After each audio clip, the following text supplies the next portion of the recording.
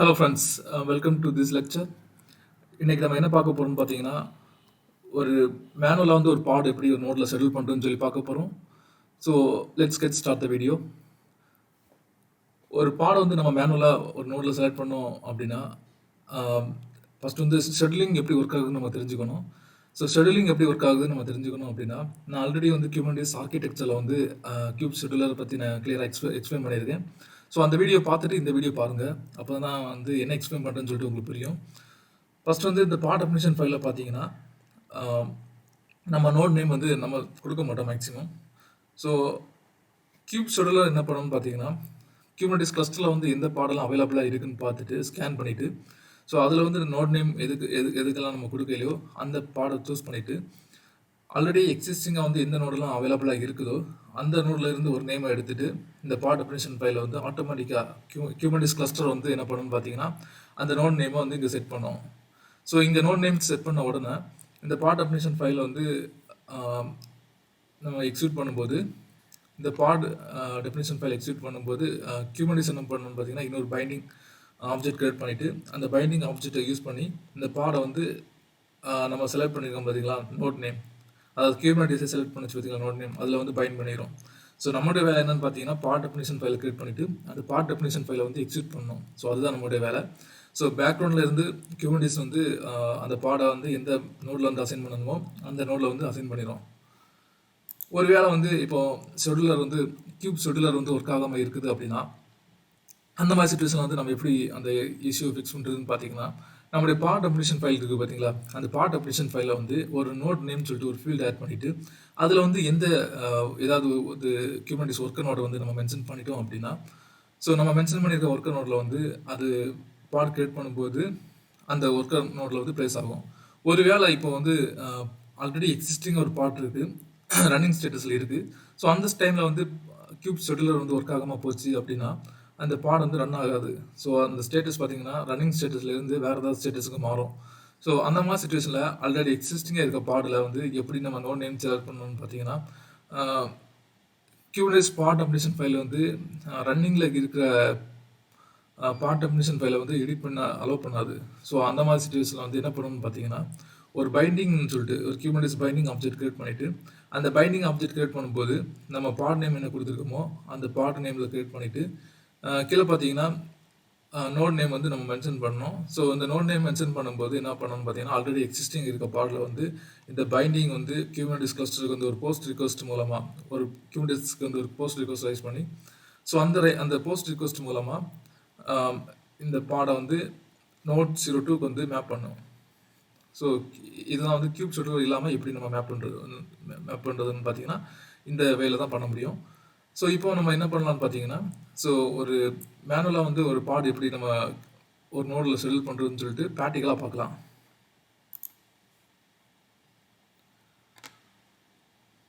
A part definition file nginx.yaml is given. Create a pod using the file. Only create the pod for now. We will inspect its status next. அதாவது nginx.yamlன்னு சொல்லிட்டு ஒரு file create பண்ணி கொடுத்துருக்காங்க. So அதை நம்ம view பண்ணி பார்க்கலாம். So இதை வந்து பார்ட் கிரியேட் பண்ண சொல்லியிருக்காங்க. ஸோ நம்ம புதுசாக கிரியேட் பண்ணுறதால கிரியேட் கமாண்ட் யூஸ் பண்ணிக்கலாம். இல்லை அப்படின்னா அப்ளை கமாண்ட் கூட யூஸ் பண்ணிக்கலாம். ஸோ இந்த கமாண்ட் கொடுத்தா நம்ம எக்ஸிக்யூட் பண்ணிக்கலாம். இல்லை அப்படின்னா அப்ளை கமாண்ட் கொடுத்து கூட கிரியேட் பண்ணிக்கலாம். ஸோ நம்ம இதுக்கு முன்னாடி இந்த வீடியோவில் பார்த்துட்டோம் கிரியேட்டுக்கும் அப்ளைக்கு என்ன டிஃப்ரெண்ட் அப்படின்னு. கிரியேட் கமாண்ட் என்ன பண்ணணும்னு பார்த்தீங்கன்னா, நியூவாக ஒரு Kubernetes ஆப்ஜெக்ட் ஒரு Kubernetes part definition file create பண்ணுறோம் அப்படின்னா கிரியேட் கமாண்ட் யூஸ் பண்ணிக்கலாம். அப்ளை கமெண்ட் பார்த்தீங்கன்னா, நியூவாக கிரியேட் ப்ராஜெக்ட் ஒரு பார்ட் டெஃபினிஷன் ஃபைல் கிரியேட் பண்ணும்போதும் யூஸ் பண்ணிக்கலாம். ப்ளஸ் வந்து ஒரு பார்ட் டெஃபினிஷன் ஃபைலில் நம்ம ஏதாவது அப்டேட் பண்ணிட்டோம், அதுக்கப்புறம் திரும்ப ரீஎக்ஸிக்யூட் பண்ணணும் அப்படின்னாலும் அப்ளை கமெண்ட் யூஸ் பண்ணிக்கலாம். ஸோ இதுக்கு முன்னாடி வீடியோவில் வந்து நான் இம்பரேட்டிவ் கமெண்ட், டிக்ளரேட்டிவ் கமெண்ட்னா என்னன்னு சொல்லி போட்டிருக்கேன். ஸோ அந்த வீடியோ நீங்கள் பார்த்தீங்க அப்படின்னா இது உங்களுக்கு புரியும். ஸோ இப்போ நான் வந்து என்ன பண்ணுறேன்னு பார்த்தீங்கன்னா, ஃபஸ்ட்டு நான் பண்ணும்போது கிரியேட் கமெண்ட் கொடுக்குறேன். ஸோ இது வந்து பார்ட் கிரியேட் ஆயிடுச்சு. இப்போ பார்ட் கிரியேட் பண்ணியிருக்கோமா அப்படின்னா செக் பண்ணுறது எப்படின்னு பார்த்தீங்கன்னா, cube control get pods. So இதில் பார்த்தீங்கன்னா 0/1 பெண்டிங் ஸ்டேட்டஸில் இருக்குது.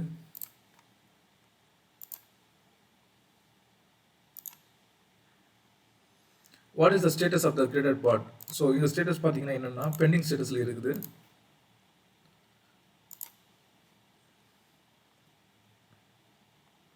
why is the pod is pending state? Inspect the environment for various Kubernetes control plane command.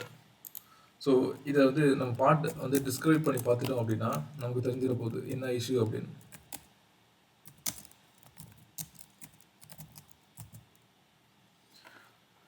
So இங்கே நம்ம மெயினாக பார்க்குறது எதுன்னு பார்த்தீங்கன்னா ஈவெண்ட் செக்ஷன் தான் நம்ம பார்ப்போம். ஸோ இங்கே ஈவெண்ட் செக்ஷன் வந்து நன் இருக்குது. ஸோ ஈவெண்ட் செக்ஷன் நன் இருக்கிறதுனால நம்ம அதுக்கப்புறம் என்ன பண்ணணும் பார்த்தீங்கன்னா அந்த டிஸ்கிரைப் பண்ணியிருக்கோம் பார்த்தீங்களா, அந்த அதை அந்த ஃபைலை வந்து ஒன் பை ஒன்னாக செக் பண்ணணும் அந்த லைன்ஸ்லாம். இதில் பார்த்தீங்கன்னா நேம் வந்து இன்ஜினெக்ஸ், நேம் ஸ்பேஸ் டிஃபால்ட், பிஆர்ஐடி பார்த்தீங்கன்னா 0, சர்வீஸ் அக்கௌண்ட் டிஃபால்ட், நோட் இங்கே பார்த்தீங்கன்னா நன் இருக்குது. ஸோ ஒரு பார்ட் ரன் ஆகணும் அப்படின்னா ஒரு நோட் நமக்கு செலக்ட் ஆகணும். ஆனால் இந்த இதில் பார்த்தீங்கன்னா இன்னுமே செலக்ட் ஆகலை. ஸோ நோடு வந்து செலக்ட் ஆகலை.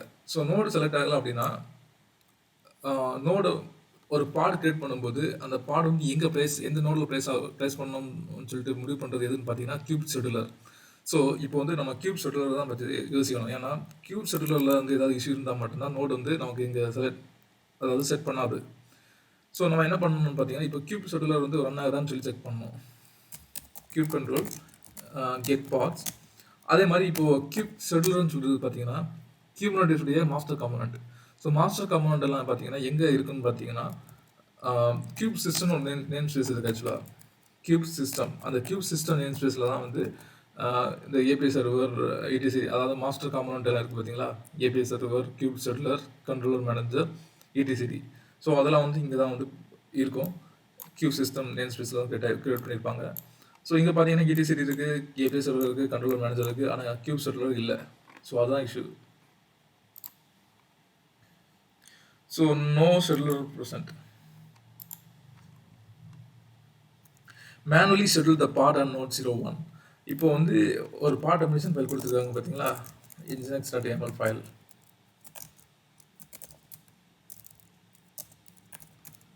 ஸோ நான் இதுக்கு முன்னாடி சொல்லியிருந்தேன், இப்போ வந்து இதை 2 வழியாக நம்ம எடிட் பண்ணிக்கலாம். இங்கே என்ன சொல்லியிருக்காங்கன்னா மேனுவலாக வந்து நோட் 01 செட் பண்ணி சொல்லியிருக்காங்க. ஸோ 2 விதமாக பண்ணலாம். ஒன்று பார்த்தீங்கன்னா இந்த லோக்கலில் வச்சுருக்கோம் பார்த்தீங்களா பார்ட் டெஃபினிஷன் ஃபைல், ஸோ இந்த ஃபைல் வழியாக பண்ணிக்கலாம். இல்லை அப்படின்னா கியூப் கண்ட்ரோல் எடிட் கமாண்ட் கொடுத்து எடிட் கொடுத்துட்டு நம்ம பாடோட நேம் என்னன்னு பார்க்கணும். ஸோ பாடோட நேம் என்னன்னு பார்த்துட்டு nginx. So kube control edit pod nginx எப்படி கொடுத்துருந்தோம் உள்ள வந்துட்டு பார்த்தீங்களா. இங்கே வந்து என்ன பண்ணணும்னு பார்த்தீங்கன்னா இந்த ஸ்பெசிஃபிகேஷன் செக்ஷன் இருக்குது பார்த்தீங்களா, அந்த ஸ்பெசிஃபிகேஷன் செக்ஷனில் வந்து நம்ம வந்து நோட் நேம் :node 02 எந்த நோட் கொடுத்துருக்காங்களோ அந்த நோட் நேம் இதில் மென்ஷன் பண்ணிட்டோம்னா பண்ணிவிட்டு நம்ம சேவ் பண்ணிவிட்டு எக்ஸிக்யூட் பண்ணும்போது அது டேரெக்டாக வந்து நம்மளை கிரியேட் பண்ண விடாது. என்ன பண்ணணும்னு பார்த்தீங்கன்னா ஒரு டூப்ளிகேட்டாக வந்து ஒரு ஃபைல் கிரியேட் பண்ணி வச்சுட்டு அந்த ஆல்ரெடி இருந்துச்சு பார்த்தீங்களா பார்ட் டெஃபினிஷன் ஃபைல், அதுலேருந்து நம்ம வெளியே வந்துடும். ஆனால் டூப்ளிகேட்டாக ஒரு ஃபைல் கிரியேட் பண்ணிவிடும். இனிமேல் என்ன பண்ணணும் பார்த்தீங்கன்னா அந்த டூப்ளிகேட் ஃபைலை தான் நம்ம எக்ஸிக்யூட் பண்ணணும். அப்போ தான் வந்து அந்த ஆல்ரெடி எக்ஸிஸ்டிங்காக இருக்கிற பார்ட் டெஃபினிஷன் ஃபைலை வந்து நியூ பார்ட் டெஃபினிஷன் ஃபைல் வந்து அப்டேட் ஆகும். ஸோ இல்லை அப்படின்னா நம்ம இந்த லோக்கல் ஃபைல் இருக்குது பார்த்தீங்களா என்ஜினிக்ஸ். ஸோ பெஸ்ட் ப்ராக்டிஸ் என்னென்னு பார்த்தீங்கன்னா நம்ம லோக்கலில் இருக்குது பார்த்தீங்களா அதில் அப்டேட் பண்ணி பண்ணுறது தான் best practice.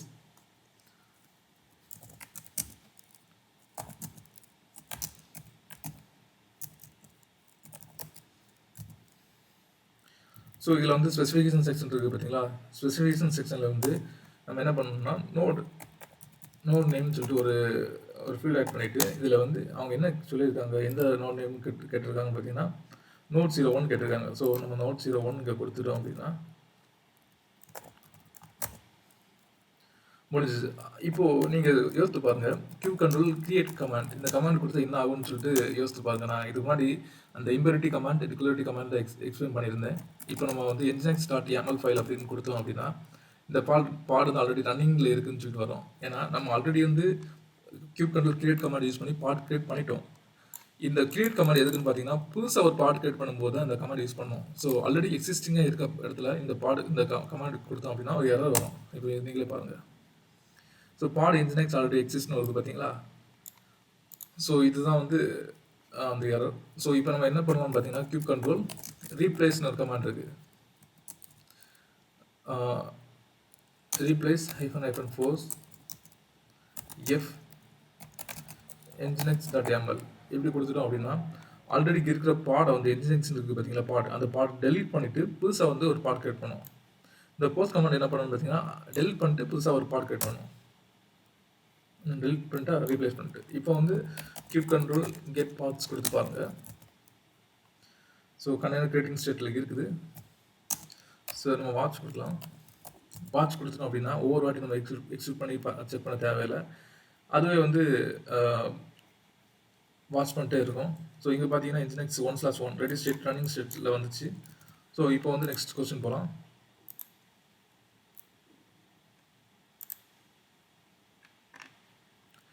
Now schedule the same part on the control plane node. Delete and recreate the part if necessary. So இப்போ என்ன பண்ண சொல்லியிருக்காங்க பார்த்தீங்கன்னா, நம்ம கிரியேட் பண்ணோம் பார்த்தீங்களா, அந்த பார்ட்லோடைய நோட் நேம் வந்து சேஞ்ச் பண்ண சொல்லியிருக்காங்க. நோட் நேம் வந்து கண்ட்ரோல் பிளேன் சொல்லிட்டு சேஞ்ச் பண்ண சொல்லியிருக்காங்க.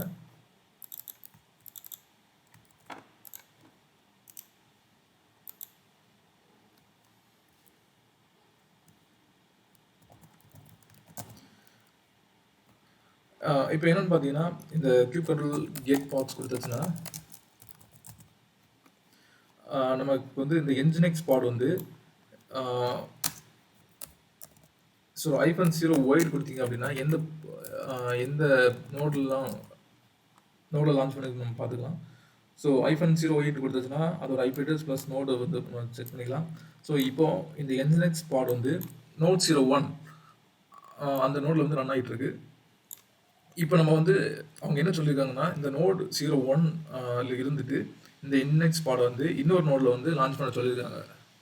அதாவது கண்ட்ரோல் பிளேன் நோடில் வந்து லான்ச் பண்ண சொல்லியிருக்காங்க.